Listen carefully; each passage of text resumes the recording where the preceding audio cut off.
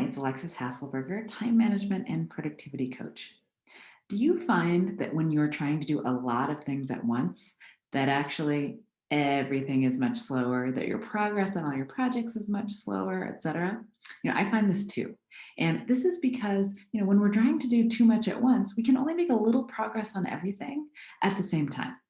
Think of it like this. Let's say you have 5 books you want to read, and every book is around 300 pages, and you only have about 25 pages worth of reading in you every day, let's say. Now, if you try to read all these books at once, 25 pages a day, that means you're going to read 5 pages each. It's going to take you a couple of months before you even finish the first book. You may finish them, all around the same time, but it's going to take a while before you really see any progress.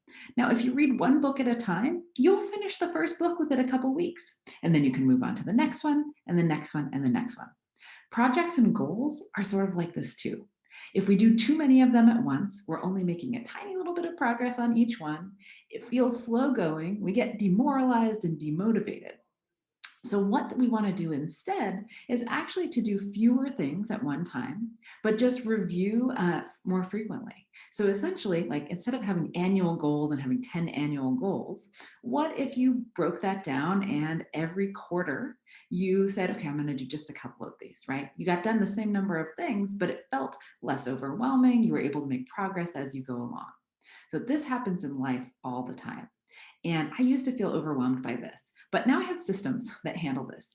One of the reasons that we do all of these things at once is because we have so many good ideas and we're afraid we're going to lose track of them or lose sight of them and want to get started. But we want to think about finishing as well as starting. And so I have two methods that I use to help me to prioritize the right things, keep track of the right things, make sure that I am not working on too much at the same time so that I can actually make progress and finish things. Now, the first way is that you could just put all these great ideas that you have on your task list.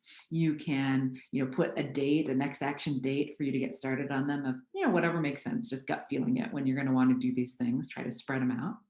And then make the next action for each of these things that you've put on there.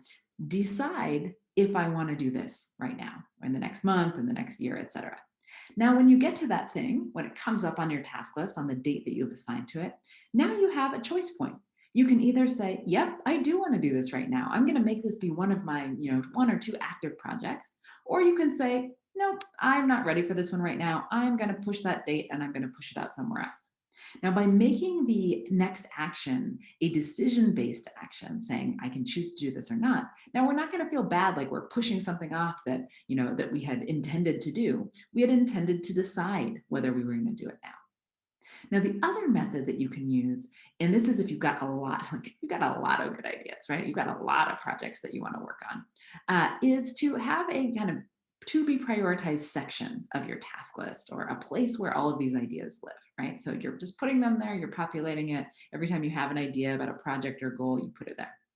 Now, the trick to making this work, because a lot of people do this and then they never look at this list again, is that you also need to have a recurring task or project or calendar appointment with yourself. I think a quarterly basis is good for this, where you then look at all those things that you've been filing away under to be reviewed, and you actively decide which ones you're going to pull into your active workflow. So I personally do this every quarter. I keep a giant list of all the things that I want to do in my business, projects I want to take on, courses I want to create, etc. And then every quarter I will pick one, two, maybe three at most, but really I try to stick to one or two of these things. And my goal will be that I actually finish them within that quarter. And then the next quarter I can move on and I can select a couple more things.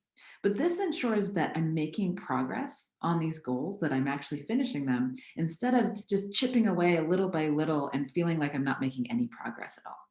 So if you've had this experience, if you got too much on your plate, too many great ideas, too much stuff you want to do, and yet you're never really getting it done, try reducing the number of things that you're working on in any given time, and then revisiting your goals more frequently. Hey, this is Ollie's. I just want to tell you to quickly like and subscribe to the video. Only 13% of the people that actually watch our videos are subscribed. So you could just quickly take a look, check if you're subscribed. If you're not, just help us out.